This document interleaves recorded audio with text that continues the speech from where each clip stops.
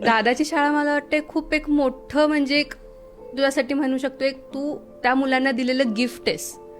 म्हणजे ज्यांना शिक्षण काय आहे हेही माहिती नव्हतं त्या मुलांपर्यंत शिक्षणाचा अर्थ, मुळात जो मेन अर्थ आहे तो त्यांच्यापर्यंत पोहोचवणं किंवा त्यांना शिक्षणाबद्दल आवड निर्माण करून देणं. त्याचं जर घरची परिस्थिती हालाकीची असेल तुम्ही त्यांनाही मदत करता. म्हणजे हे जर तुमचा मोटिव्ह फक्त ते पीपल एज्युकेट करणं नाहीये, त्या पॅरेंट्सला पण तुम्ही ते घेऊन किंवा त्या पॅरेंट्सला पण तुम्ही तितकंच सपोर्ट करता तुमच्या साईडने. सो त्याच्याबद्दल काय आहे तुमचा सांगशील? आयुष्यामध्ये ना पालक आणि शिक्षक आणि मित्र ही सगळ्यात महत्वाची असतात.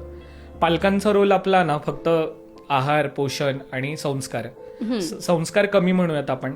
म्हणजे असं नाही म्हणायचं की मला पालक संस्कार करत नाही, पण आपला शिक्षक आपल्यावर संस्कार करतो आणि आपल्या पालकांपेक्षा आपण जास्त वेळ आपल्या मित्रांमध्ये आणि शिक्षकांमध्ये घालवतो. बरोबर. आणि शिक्षक हा एक असा व्यक्ती असतो, म्हणजे एक खूप सुंदर माईंनी सांगितलं होतं की शिक्षक असा व्यक्ती आहे जो काळ्या फळ्यावर पांढऱ्या खडूने तुमचं आयुष्य रंगवत असतो.